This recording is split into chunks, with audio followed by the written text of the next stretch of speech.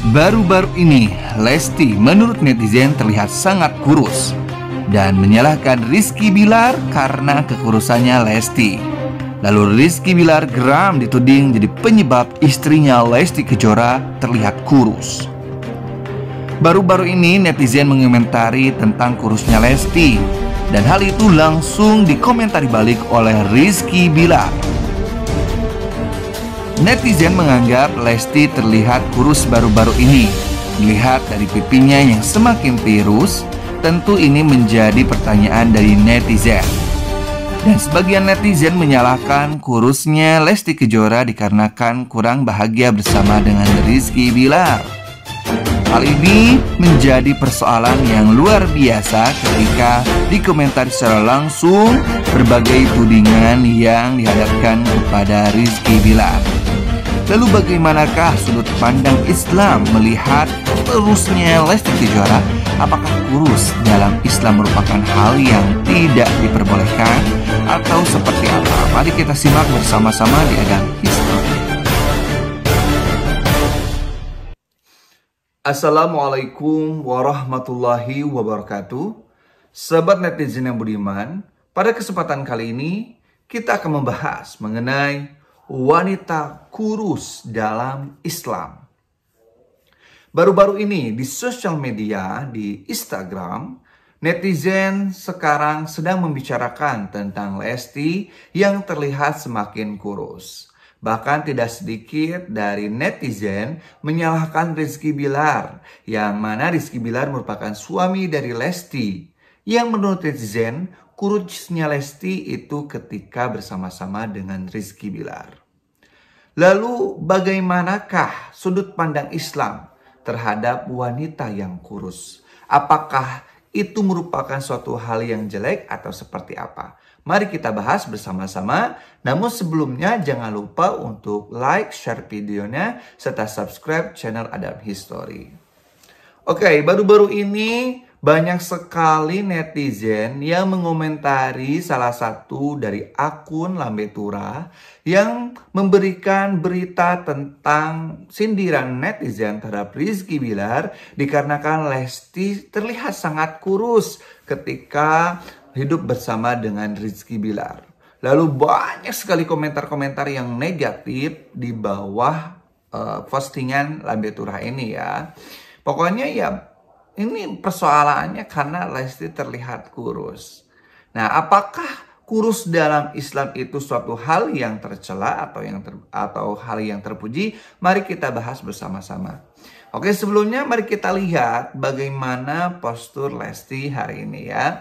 Mungkin kalau dilihat-lihat dari segi wajahnya mungkin memang terlihat tirus ya.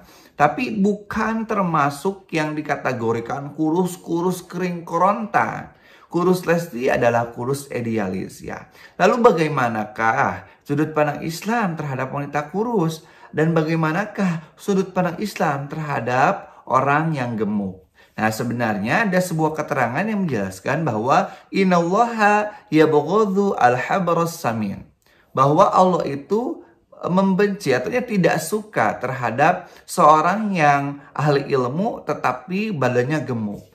Artinya, kegemukan ini merupakan suatu hal yang memang tidak terpuji dalam Islam. Di mana Islam itu sangat menekankan seseorang untuk melakukan puasa sunnah ya, minimal 1 bulan itu 3 hari kita melaksanakan puasa sunnah. Dan itu adalah salah satu hal yang memang dianjurkan dalam Islam. Kenapa? Karena ketika berpuasa maka tubuh itu akan sehat. Sumu tasihu, maka berpuasalah kalian, maka kalian akan sehat. Sebenarnya tentu dalam tubuh yang idealis seperti Lesti ini sebenarnya malah sehat daripada tubuh yang gemuk ya. Karena banyak sekali juga indikasi ketika seorang gemuk itu penyakit itu akan mudah datang seperti itu. Nah, kalau misalkan Lesti kali ini ya itu idealis, tidak disebut kurus keronta juga sih ya. Nah, jadi Islam itu sangat memuji orang-orang yang memang punya postur tubuh idealis, tidak terlalu gemuk. Karena terlalu gemuk ini ya akibatnya sulit untuk melakukan ibadah juga. Karena mungkin itu terlalu banyak makan. Terlalu banyak makan itu akan membuat cepat lelah. Dan akhirnya banyak sekali meninggalkan ibadah juga. Nah intinya seperti itulah ya. Jadi itu tidak, kurusnya Lesti itu bukan hal yang istilahnya tidak diperbolehkan dalam Islam. Bahkan Islam menganjurkan seperti itu. Tubuh itu harus ringan agar ketika beribadah itu tetap semangat gitu kan. Beda lagi kalau misalkan kita banyak makan, perut kita berat, kemana-mana akhirnya cepat lelah dan tidak melakukan ibadah seperti itu.